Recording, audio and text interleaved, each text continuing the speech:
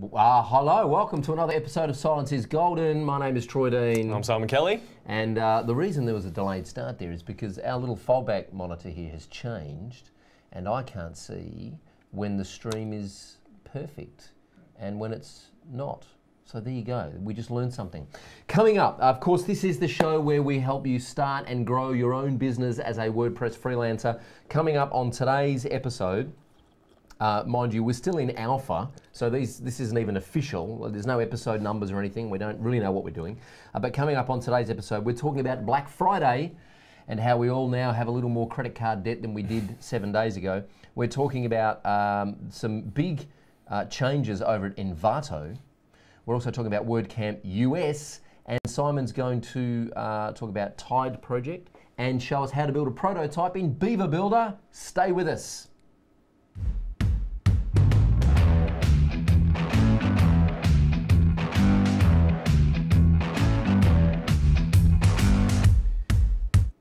Now, before we get started, of course, you can download our proposal template, which we give away for free and is an epic resource if you are ever in need of putting in a proposal to win a project. The link to that proposal template will be somewhere near this video, so make sure you click on that link and enter our funnel and download the proposal template. Simon, let's talk about Black Friday. How did you fare over the weekend? I did pretty well. Yeah? I bought Go Animate, which is a video animation tool, which I thought I'd give to someone here. Maybe Max, if he wants to learn how to make animated videos, or I'd just play with it myself for fun. It's pretty cool though. I'm very impressed with Go Animate. Yep. What else did I buy? We already own Briefcase by AppSumo, so I didn't need to buy much there because we already own it all. You already have everything. Well, I went down the rabbit hole of a few tools and went, hang on a second, we've already got all this in Briefcase, so I saved myself a bit of money there. Yep. I think that's about all I bought for Black Friday. Pretty good. Actually, I tell a lie. I think I bought some stuff from B&H Photo. I think I bought some hardware. Yep. On a Black Friday sale. Right. I think. Actual physical goods. Actual physical goods. My God. Yes, don't tell Brian. Yeah, righto. What about you? What did you buy? I bought Content Studio. Oh yes, I've had that for a while, never used it. Yeah, I think that's probably how I'll end up. No, I'm looking forward to getting into that. I also bought a couple of things that didn't have any deals at all. Like I bought quite a few things in the WooCommerce sale. I did. I waited until the deals were on just because I felt like spending, and then I just bought things at full price. Right. I bought Agency Analytics, which I'm experimenting with, and it's taking some time. I had a demo meeting with them this morning. Great tool. I love Agency Analytics. Yep. Yeah, it's been pretty useful so far, so we'll see what my clients think, because that's all that really matters. That's right. And we'll take it from there. But I'm also looking at ConvertFox, which Ray was talking to me about this morning, and Better Proposals as well. Very good. Yeah, we bought ConvertFox on the AppSumo deal recently. Well, they still have the lifetime thing going. Yeah, great. Yeah, so. Awesome. Very good. All right. Now, the thing we need to talk about with Black Friday, of course, and Cyber Monday is the fact that, it's very easy to get sucked in to buying shit you don't really need just because it's cheap. Yeah. And one of my money mentors said to me a long time ago, when you buy something and it's on special and the company says, save $150 by buying our tool for $200, which is normally $350, so now you'll save $150. Where in actual fact, what they're saying is spend $200 you weren't going to spend instead of the $350 you were never going to spend in the first place. That's right. So you're not actually saving $150, you're spending money you otherwise weren't going to spend. So my approach to things like Black Friday and Cyber Monday these days is only buy something that you are in absolute need of. Right? So don't buy something just because it's cheap. Buy something that is going to, like for example, Content Studio is great for producing regular content for social media. Now, if that is currently a pain in your ass, then buy it and buy it on a good deal. But if it's currently not a pain in your ass, don't buy it. Yeah, if you think you're going to do it, you're like, oh, I'll buy this because in the future I think I might possibly do that, but you probably don't have time to do that, then just don't buy it. Correct. Otherwise it sits on the shelf. That's right. And you just have wasted some money. Collects dust, digital dust on your hard drive. We have a lot of software that we own that we don't use because I have got shiny object syndrome and I can't help myself. All right, let's talk about the Tide project. Yeah, I What's thought going on here? This was interesting. This came through on WP Tavern, And it's a project by some of the people at XWP. Rob Stinson is the marketing manager there, and he mentioned a few things about it. What they're trying to do is improve the overall quality of plugins in the WordPress repository. He's an ex-elevator, Rob Stinson. He is, yeah. I remember meeting him at Mooloolaba. Yeah. And yeah, what they want to do basically is run some automated code checks across plugins so that they can give a kind of report, and it actually ends up in a score out of 100 as to the quality of the plugin. Yeah, so they're reviewing things like, you know, security. Rob actually mentions, I think it was Rob who said this. They're not. Oh no, it was Luke Carbus who said this. They're not worried too much about tabs versus spaces. It's more about actual like security issues. Right. So they're trying to come up with some kind of way to grade plugins, which I think is a really good idea. There's some good discussion in the comments about that. I saw Justin Tadlock mentioned a few things. Some of the code sniffers that they're using. The result that they come up with isn't always reliable, so there's going to be some challenges for sure, but I think the overall idea that they're trying to put together is really good. I think if the plugins in the repo are more reliable and people can download and install things and be more comfortable with that, that really helps the WordPress ecosystem as a whole. So I think it's a good thing, but there's still ways to come. At the moment, isn't there a plugin review team and a theme review team that review this stuff manually? Yeah, exactly. So is this another example of robots replacing humans? Yeah, I think it's a way to actually just improve that. It's taking that process that is manual and takes some time, and just how can we make that a little bit faster and a little bit better, and just get some of those core checks that really need to be done on all plugins and themes, and just get them done. Now, recently there was some talk about the fact that GoDaddy had released a new WordPress theme and had it approved into the WordPress theme repository very, very quickly, where some other theme authors had been waiting months and months to have their theme approved. Right. I wonder if the robots doing theme approvals or theme quality checks will be giving preference to large multinationals over independent authors. Just as long as they're not doing it loudly, they probably will. Very good. WordCamp US, thank you for that. Thank you for the update on the Tide project. You can read more about that over at WP Tavern, of course. WordCamp US is on this weekend. It's huge news. I won't be there. I have massive FOMO for not being there. Yep. That's the end of that story. Anything to add there, Simon? Well, there's a WP Elevation meetup, which is cool. I always love seeing the elevators go and meet up and catch up. So it'd be cool to see some photos. Isn't she? Wendy's going from the Netherlands. I just haven't looked because I'm FOMO as well. Be there, exactly. Yep. So have fun at WordCamp US if you are there, and give us a big shout out. Now, the other news from WP Tavern this week is that Envato have released unlimited WordPress theme and plugin downloads with their annual subscription. They are not making it available to monthly subscribers. If you subscribe to Envato Elements, it's $19 a month. If you're on an annual subscription, it's probably that times 12 minus a small discount, I imagine. No discount. No discount. $228. 19 times 12. Yep.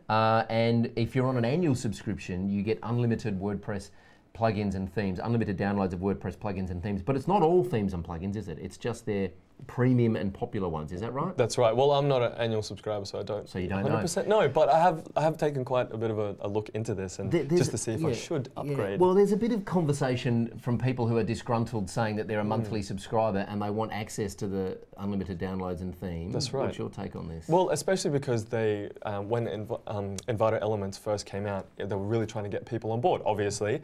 So it's like the early adopters now don't get access to this anymore. They have to jump onto the annual plan. So I think people are quite disgruntled about that. I was a bit disappointed, but to be honest, there's not a huge amount from Code Canyon that I actually use. So it's not going to affect me too much. I've got my stack. I'm pretty happy with what I use. It's more of their graphical elements and templates that I really like to use. So the subscription for me, I'm pretty happy where I am, but I can see how people would be a bit upset. I would like to invite Kolos from Envato to come and have a chat with us here on the live stream. We can pipe you in on Zoom, otherwise just leave a chat under this episode here. Because what I'm actually interested in, I actually agree with their pricing model here. I think that there should be some benefit in being an annual subscriber, and so I think that I think that it's unrealistic commercially, and I don't think it's commercially viable to offer unlimited theme and plugin downloads for a $19 a month subscriber. So I think what they've done is the right decision here. But what I'm actually more interested in is, how does this impact the revenue for the individual plugin and theme authors. If I'm paying $228 a year to Envato and I've got unlimited downloads of Avada or an events calendar plugin on Code Canyon, how does that affect the revenue of those plugin and theme authors? Has Envato just bought those products from the authors as a one-off buyout fee and they're now offering it as a subscription? Or are those plugin authors and theme authors going to be losing revenue as a part of this model? I'd love to get to the bottom of that. Yeah. Collis, I'm going to tag you. Come and have a chat with us because we'd love to hear your take on it. I'm really interested to see how that affects the like the competitive nature of the marketplace that they've got as well, because the more that you download and the more that you sell, you become an elite author. So by going with the subscription model, will that kind of take that away? Will the number of downloads and the rewards that they get for being a really high quality author, will that be detracted from it now because they're not incentivized as much? It's interesting in the songwriting space. As a songwriter, you write a song, you register with an organisation here in Australia called APRA, A-P-R-A, which is the Australian Performing Rights Association, and all of the songwriters go into a pool of talent. And then what happens is if you are a radio station, you pay an APRA royalty every year to broadcast songs on radio. Right. If you run a gym or a restaurant or a hairdressing salon and you play the radio, or sorry, not radio because the radio stations pay that licensing fee. If you play CDs or Spotify in your retail outlet, you're supposed to pay an APRA license because that music is enhancing your customer experience. And then at the end of the year, APRA take all of the money that they've collected from their royalties and they divide it up and they kind of work out which songwriters get paid the most. So if you're a radio station, for example, you keep a logbook for 13 weeks of the year and say, hey, for this 13-week period, these are the songs that we played. Wow. And so the more your song gets played on radio, the more you earn, and the more your song gets played on Spotify, the more you earn. We're talking pennies here, not a lot of dollars. Because things like downloading and Spotify have kind of killed that model anyway. But what I'm interested in is, as you were saying, how does this affect the number of downloads that I get for my theme or my plugin? Does that affect my revenue, or is it now just kind of a pool of money that gets split up?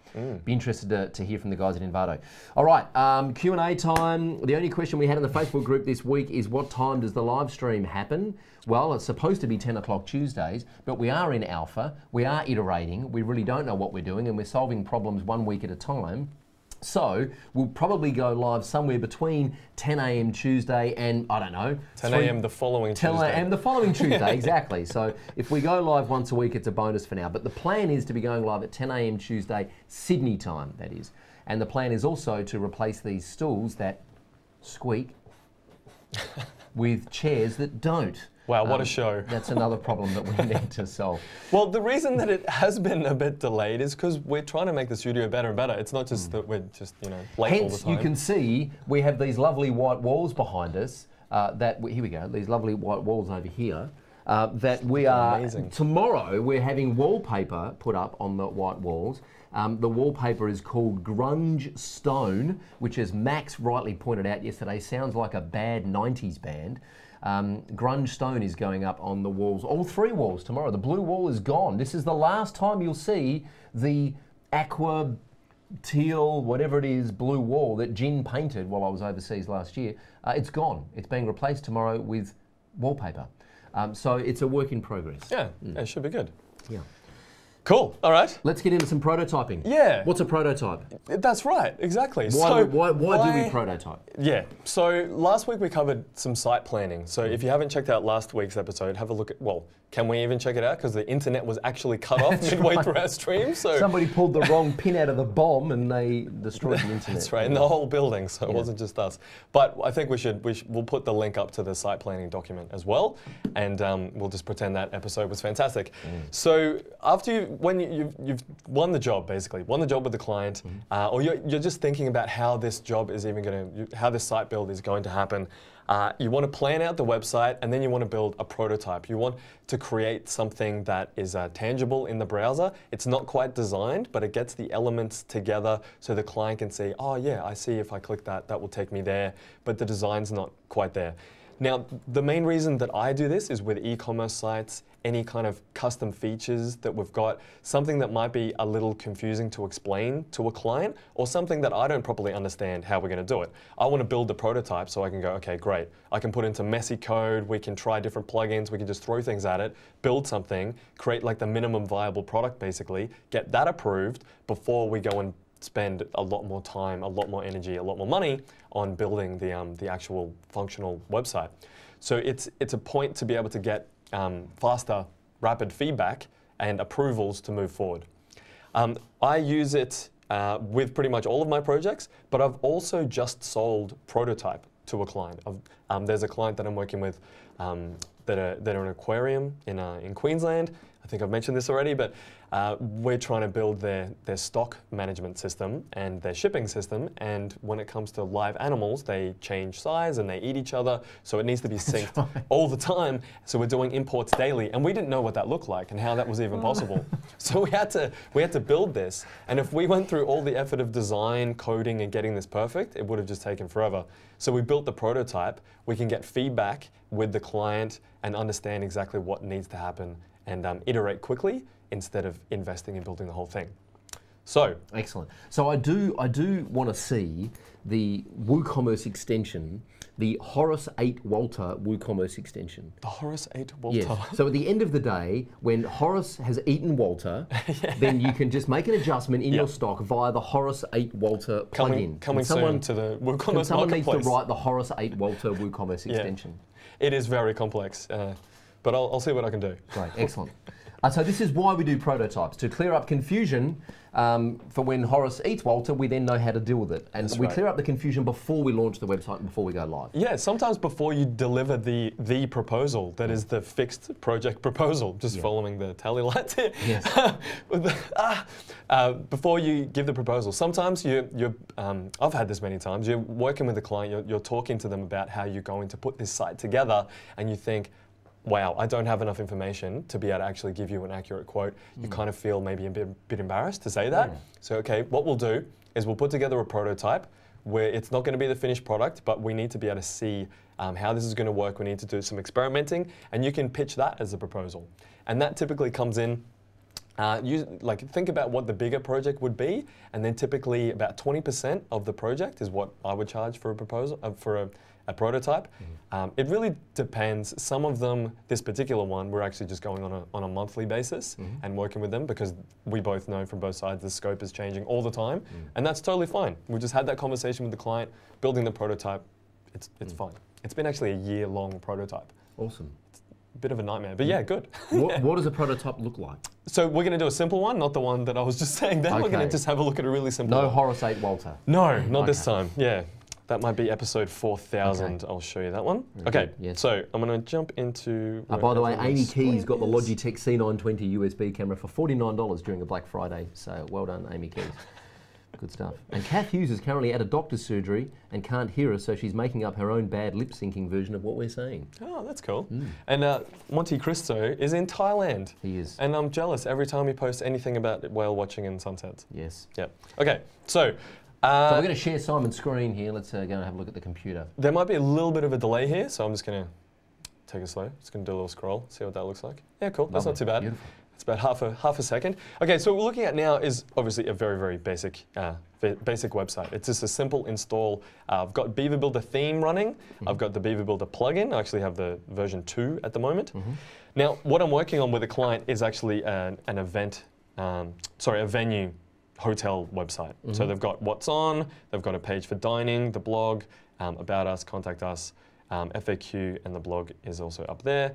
And we need the phone number, and then we need their opening hours. So I can build this really fast, the elements that I've talked about with the client in the website planning document. We can just whip this up in Beaver Builder with no design and just say, here's the general layout that we're looking at, here's all the elements and where they are, and we can iterate really fast and give them a deliverable, so their expectations and what we're trying to build, they're matching up again. So, and the first thing that people are going to say when they see this is they're going to say, that looks really boring, Simon. What are you doing? Yeah, exactly. Well, it's about having that conversation first with the client and saying what we're going to do is we're going to take this sitemap, we're going to put together a prototype. It's a black and white version of the site, so we can see how it functions in the browser first, and then we get that approved before we jump into the design. Got it. So it's just it's a sitemap, but a much more powerful and a much more powerful sitemap, basically. Yeah. So starting with bullet points to map out the pages, talking to the client about what needs to be on each page, then actually going and building that. Now, what a great tool to give to a designer as well, to say, these are the pages, here's the layout, make this look awesome, as opposed to, we need a homepage. And yeah. So just scroll down a little bit past this hero section here. I see you've got some image placeholders. Where do you get these lovely image placeholders from? So I used placeholder.com. Oh, here's one I prepared earlier. Yeah. Hey? Beautiful segue. I didn't know you actually had that ready, by the way. No. But I thought so you can just put in the dimensions that you want for your image, and it generates a nice grey box with the image dimensions in the placeholder, so your client can see and the designers can see what the image sizes are. That's right. Yeah. Beautiful thing. Yeah, exactly. Yeah, and this is super simple to do. Like I work with my team, my VA can build things like this. So I work with my team and I work with the client, and my VA can also build these herself, which is awesome. So Great. We save a lot of time all around. This is kind of what a prototype looks like, yeah? Do we now dive into the tool of the week? Yeah, well, just before that. Okay, before that. There's placeholder text that we... Calm down. Calm down. So you put in placeholder text. It's always good to put in the client's actual text if you can, but as we know, that's a bit of a nightmare, and I think we will definitely have to cover that in an episode. But just putting into placeholder text to see where things will be, when some text is filled out, how that will kind of look. Something I learned from you actually was just the rule of 3 pretty much. If there's an FAQ section, put in 3. If there's a team section, put in 3. Blog post, put in 3. And that's enough to give a demo. It's enough to give a bit of an idea about how it's going to look. So I use blindtextgenerator.com, but there's also Hipster Ipsum. Hipster Ipsum. Hipster Ipsum is basically Lorem Ipsum with a beard on a skateboard. Hipster, drinking cold brew coffee, of course. Just being a vegan, yep. No offense to any vegans, by the way, or hipsters. We love our hipsters. I mean, it's Melbourne. It's the home of the hipster. And they're, forgive Samuel L. Ipsum. And there's Samuel L. Ipsum as well. So forgive the bad language on this website. But hilarious. So if you want to have some fun with it, I'm sure there's probably bacon, Ipsum, and all sorts of other stuff as well. Excellent.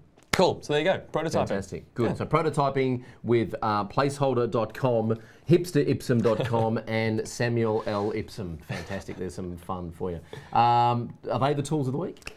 Well, Beaver Builder is the tool of the week. So is the tool of the week. When you're coming to building what I guess we'll call like simple websites, you don't want to take more than about 2 hours to put a website like this together. Something and Beaver Builder really helps to make that happen as quickly as possible. You can save page templates, you can save row layouts, so you could build prototypes for specific industries, save those, and then have them ready. Funny you mention that, because Cami here on Facebook says, can you make these so generic that you reuse them, maybe have 5 to 6 basic versions? You 100% can, Cami. There you go, Cami. Yeah, and that's why Beaver Builder is amazing. Yeah. I also use the Power Pack add-on for Beaver Builder as well. Stop it. Yes. Excellent. And they have a Black Friday deal. Excellent. Just saying. They have a Black Friday deal. Trish Cooper also says you could call it a skeleton. You could call it a skeleton, it's like absolutely. The bones of a website without any meat. That's right, yeah. As long as you let your client know that's not what you're going to deliver. You don't say, yep, so we're going to launch tomorrow. Yeah. And that's it. Funny story. The first time I ever sold a prototype, I had this accounting firm that I was trying to get on the same page for months, and they couldn't agree. I just couldn't get them on the same page. I built a prototype back in the day using Canvas by WooThemes. I sent them a prototype.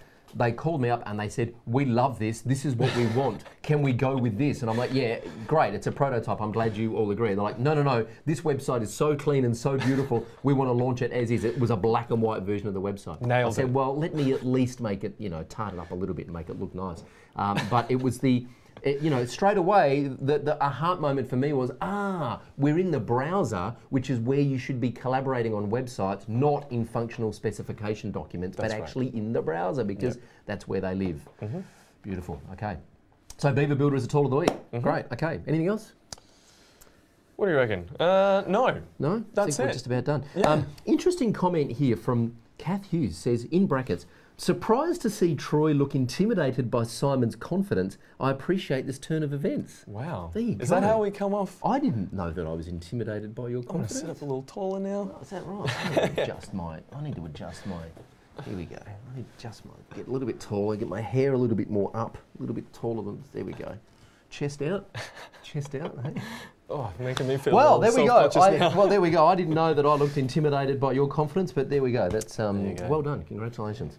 Thanks, Kath. Simon is Employee of the Week this week on the live show. And also somebody, the other thing we wanted to mention before we leave you here is, of course, our proposal template that we're giving away. You could also pitch a prototype. So you could write a proposal to pitch a prototype. And instead of convincing a client to spend $5,000 or $10,000 or $15,000 with you to build a full website, you could just convince them to spend $1,200 or $1,500 to build a prototype, establish that relationship, over-deliver, wow them, and then you've got a lot more trust in the relationship, and then you can convince them to invest in a full project. That's right. And it helps you quote the bigger project as well when you have a better idea about what the prototype looks like. Correct. And there is that lovely friendly URL that we're using to give away our prototype, our proposal template. I'm going to read that out. wplv.io/GD80ST. That couldn't be any more confusing if we tried. I hope it's case sensitive as well. So do I. Yeah, just to completely mess with your head. One of those G's and D's is a capital, and we're not going to tell you which one. But that link should be in the description of this video. So go and download the proposal template. This is Silence is Golden. We are here to help you start and grow your own business as a WordPress consultant. He is Simon Kelly. He's Troy Dean. This is Silence is Golden. We might see you next week at a time that resembles something like 10 o'clock Tuesday morning Sydney time. Until then, go elevate.